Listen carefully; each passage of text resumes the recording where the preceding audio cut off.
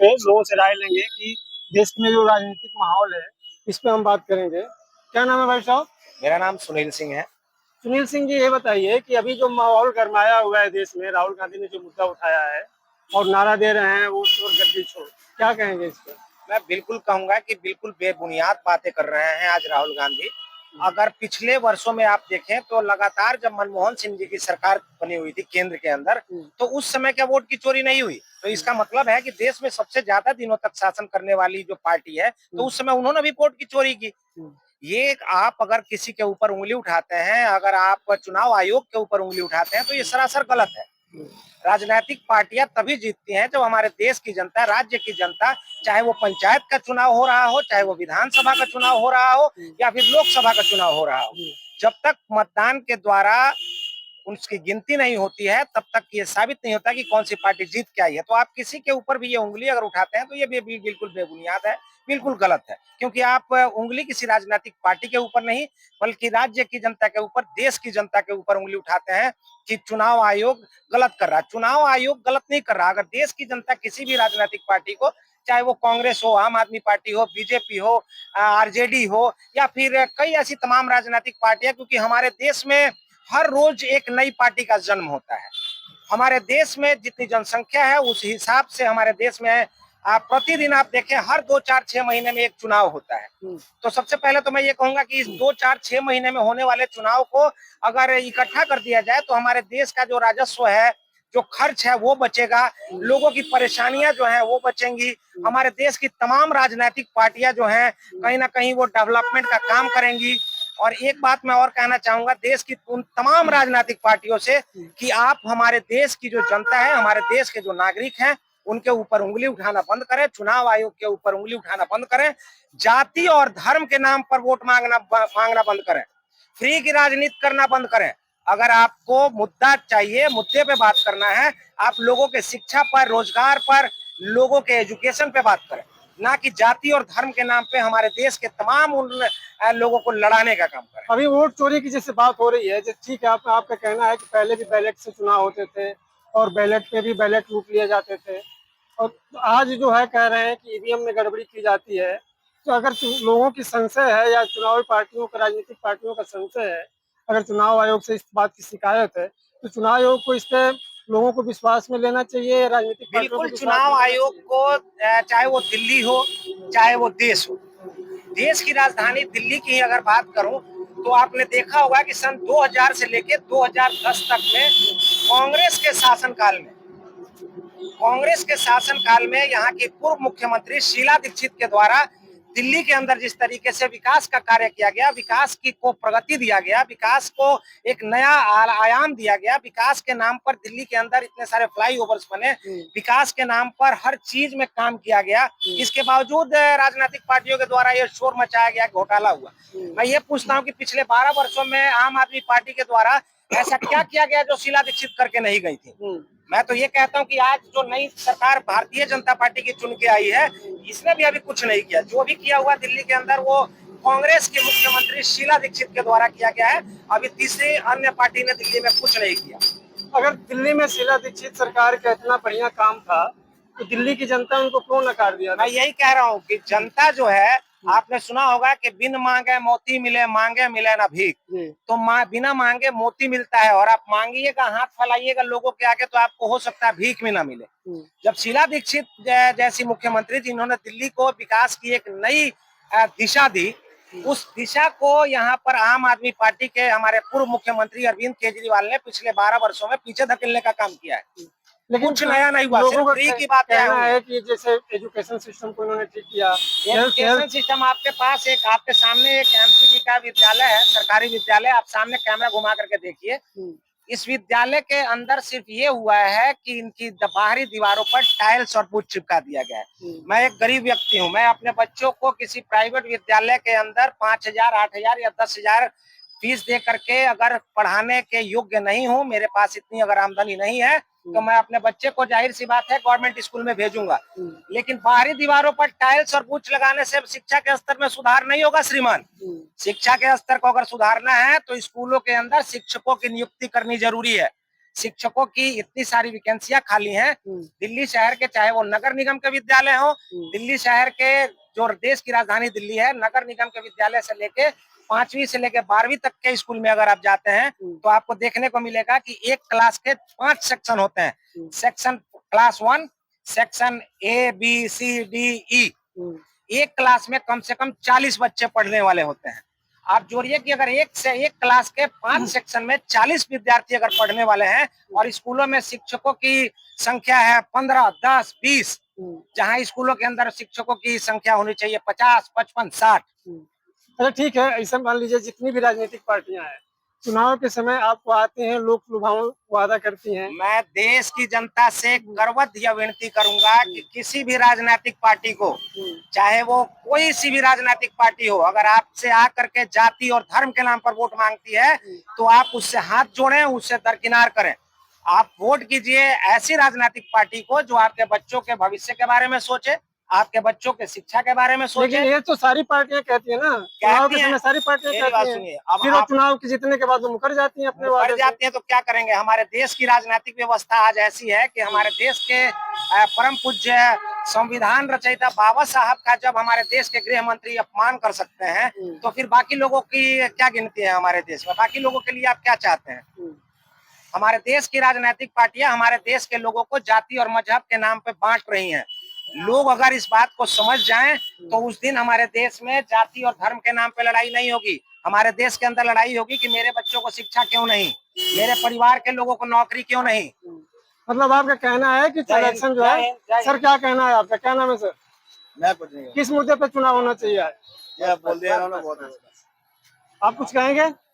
धर्म को छोड़ के सब चीज पे होना चाहिए। इलेक्शन में धर्म का नाम नहीं लेना चाहिए, नहीं चाहिए बिल्कुल भी, कोई भी जाति का नाम नहीं लेना चाहिए नहीं ना। लेना चाहिए। हाँ, जो हिंदू मुस्लिम के नाम पे चुनाव किया वो है, बिल्कुल बिल्कुल बेकार है। जो हिंदू मुस्लिम के नाम पे चुनाव डाल रहे हैं या वो जो राजनीति चल रही है वो बेकार है, बिल्कुल दो पैसे की राजनीति है। ठीक है, और ये भी अब हुआ है, पहले ऐसा कुछ नहीं था। काम करना है तो काम करो, जो काम करेगी सरकार उसको वोट देगी। काम के नाम पे तो कोई वोट ही नहीं वोट ही मांगता। नहीं मांग रहा आजकल, तो धर्म जाति के नाम पे वोट मांग रहे हैं। भावनात्मक मुद्दे, भावनात्मक मुद्दे इसको चढ़ा दिया भाई, हिंदू मुस्लिम हिंदू मुस्लिम हिंदू मुस्लिम, और कोई मुद्दा ही नहीं है। अगर काम कोई सी भी सरकार हो, चाहे वो बीजेपी की हो, कांग्रेस की हो, केजरीवाल की हो, ठीक है, जो अच्छा काम करेगी, अगर धर्म जाति की लड़ाई नहीं होगी तो वोट लोग उसे ही देंगे। नहीं अभी ऐसा कुछ नहीं है कि बीजेपी, अगर बीजेपी हिंदू मुस्लिम की राजनीति नहीं करेगी तो वोट उसे ही मिलेंगे। अभी आप सुन रहे थे, भाई साहब ने बोला कि कांग्रेस शीला दीक्षित की सरकार में पीरियड में उस समय बहुत उन्होंने अच्छा काम किया है, लेकिन फिर भी दिल्ली की जनता ने उनको उठा के बाहर फेंक दिया। वही धर्म के नाम पे वोट दिए गए इसलिए फेंक दिया। पिछली पार्टियां धर्म के नाम पर वोट पे आ गई थी, जबकि अभी तो केजरीवाल सरकार ने पीछे बताया जाता है कि एजुकेशन में अच्छा काम किया। केजरीवाल ने अच्छा काम किया था, एजुकेशन में अच्छा काम किया था। स्कूलों के ऐसी नहीं है, बहुत अच्छे स्कूल कर दिए तो उसने, पर हार के आप क्या कर सकते हैं? किसी ने शिक्षा के नाम पे वोट ही नहीं दिया ना। मसला सारा है, किसी ने शिक्षा के नाम पे वोट ही नहीं दिया। मतलब जनता को शिक्षा चाहिए नहीं, चाहिए नहीं, सब सीधा वही चाहिए, हिंदू मुस्लिम चाहिए। ये चाहिए जनता लोक लुभावन वादे कर दिए। चाहिए। कुछ लोग तो ऐसे वो कहते 15,000 किलो आटा हो जाए फिर भी हम बीजेपी को ही वोट देंगे, धर्म के नाम। हाँ, धर्म के नाम पे हम हिंदू हैं। हाँ भाई, यही वोट है, ऐसा कुछ नहीं है। अरे मैं कह रहा हूँ बीजेपी हिंदू मुसलमान की राजनीति न करे तो बीजेपी बुरी थोड़ी है। अगर काम करे तो हमें तो सरकार चाहिए काम करने वाली, चाहे वो बीजेपी क्यों ना करे। अगर बीजेपी काम करेगी तो हमें बीजेपी को वोट देने में कोई दिक्कत नहीं। भाई अब सवाल ये उठता है कि जितनी भी राजनीतिक पार्टियां आती हैं आपसे चुनाव के समय आपके बीच वोट मांगने, तो सारी ही बहुत अच्छे वादे करती हैं, हम बहुत अच्छा एजुकेशन बना देंगे, हम सारी सुविधाएं देंगे, बच्चों को फीस माफ कर देंगे, लेकिन वो करने, जैसे अभी रेखा सरकार ने बोला था कि हम 2500 रुपया देंगे सभी महिलाओं को, नहीं दिए, वादे सब मुकर गए। महिलाएं आजकल अपने को ठगा महसूस कर रही हैं। हाँ कर रही है, वो बहुत अनसेफ भी फील कर रही है। ऐसी बात नहीं, अनसेफ भी फील कर रही है। 2500 रुपए का वादा करा वो नहीं दिए। वो बहुत से काम है जो उन्होंने वादा करा लेकिन कुछ दिया ही नहीं। ठीक है, अगर वो वादे पूरे करेंगे तो बीजेपी सरकार तो किसी को दिक्कत नहीं है, चाहे वो बीजेपी की सरकार हो, चाहे कांग्रेस की सरकार हो, चाहे केजरीवाल की सरकार हो। अगर आदमी काम के ऊपर वोट देगा, जो सरकार काम करेगी उसके ऊपर वोट देगा, तो हमें कोई मसला ही नहीं है सरकार किसकी है। काम आदमी को चाहिए काम, चाहे वो बीजेपी की सरकार हो चाहे कांग्रेस की सरकार हो, काम चाहिए आदमी को। हिंदू मुस्लिम के नाम पे तो फिर लड़ाई दंगे ही होने, और ये तिल्लोपुरी तो वैसी बदनाम है हिंदू मुस्लिम के नाम से दंगों में। ठीक है, कोई भी दंगा होता है तो तिल्लोपुरी सबसे पहले आती है भाई, सबसे पहले ही आती है तिल्लोपुरी, पूरी दिल्ली में बता रहा हूँ मैं आपको। एक्चुअली आजकल माहौल क्या बन गया है कि मीडिया बटी हुई है। अब मीडिया, हम किसी के बीच में जाते हैं तो लोग पूछते हैं भैया तुम किसके तरफ से आए हो। बड़ी मीडिया तो दिखाई नहीं रही कुछ सच। हाँ जो बड़ी मीडिया है, जिनको मीडिया बोलते हैं लोग कि ये हाँ मीडिया है, मेन जो चीजों स्ट्रीम। पे है ना, हाँ वो तो कुछ दिखाते ही नहीं है। हाँ, उनको तो बस अपना गरम मसाला चाहिए, हम्म, कुछ नहीं चाहिए बड़ी मीडिया को। बताओ भाई, एक भी बड़ी मीडिया का बताओ जो सही चल रही हो।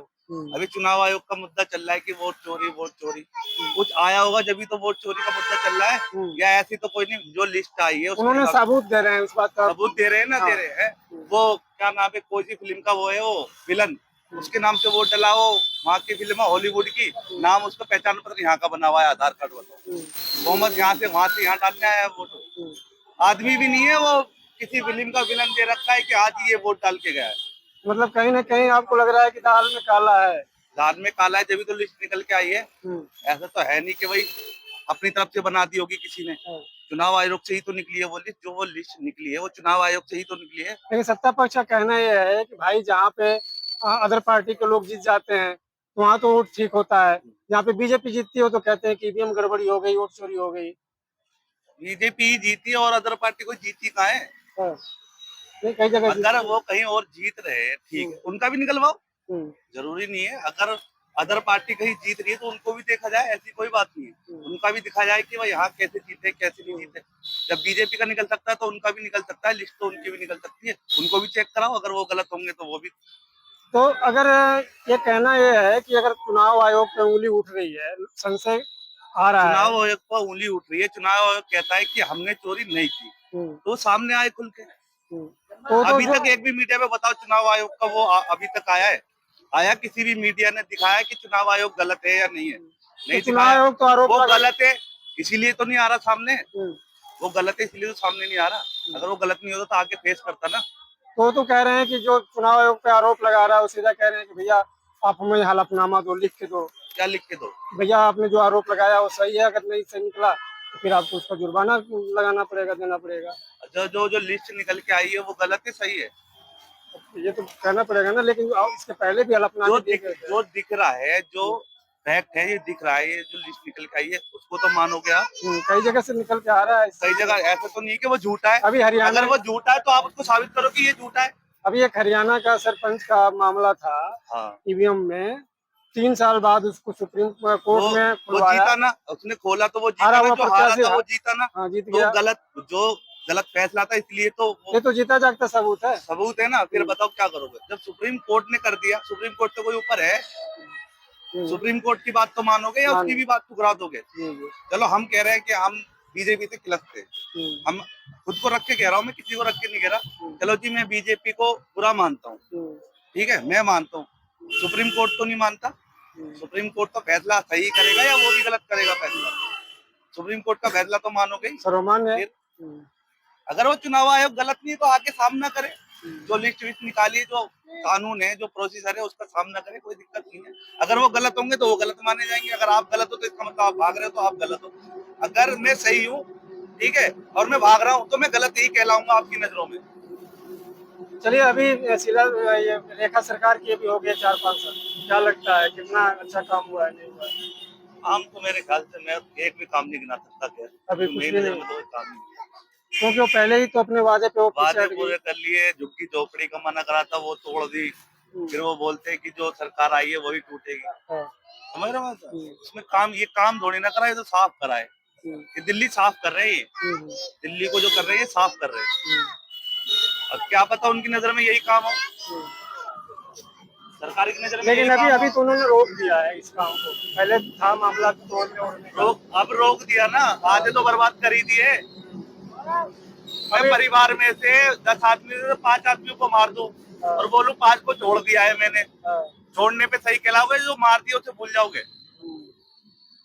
अगर मैं परिवार में से 10 आदमियों में से 5 आदमियों को मार दूं और बाद में बोलूं 5 मैंने छोड़ दिए थे, तो मैं ठीक हो जाऊंगा क्या? गलत ही तो रहूंगा। गलत ही रहेंगे। ठीक है, आप बोल रहे हो कि उन्होंने छोड़ दिया है, आधा तो नाश कर ही दिया, आधे को तो बर्बाद कर ही दिया। कहाँ कहाँ है वो बेचारे? चलिए। अगर छोड़ दिया था तो उनको वापिस डालते कि भाई कोई बात नहीं, झुग्गी वापिस डाल लो। छोड़ने था तो सबको और छोड़ दे। बाजारों से अतिक्रमण हटा रहे हैं, ठेले हाँ। वगैरह हटा रहे हैं, जगह कौन मर जगह रहा है उसमें? एमसीडी की गाड़ियां घूम रही है, हाँ बेचारे तो सर ठेले वाले। उसमें बाजारों में बाजार कौन लगाता है? गरीब लोग, गरीब आदमी, हम जैसे आदमी। गरीब आदमी बाजार लगाता है ना। कोई अमीर आदमी तो आता नहीं है यार रोड पे ठेली लगाने। तो गरीबी तो मर रहा है इसमें। अमीर आदमी तो देख ही नहीं रहा बारिश हो रही है, क्या हो रही है, धूप हो रही है, कुछ हो रहा है, उसको तो अपने एसी में बैठा वो अपने मजे ले रहा है। आदमी हर जगह गरीबी मर रहा है, अमीर आदमी का कोई मसला ही नहीं है। चलिए बहुत बहुत धन्यवाद। क्या नाम है आपका? वसीम खान नाम है मेरा।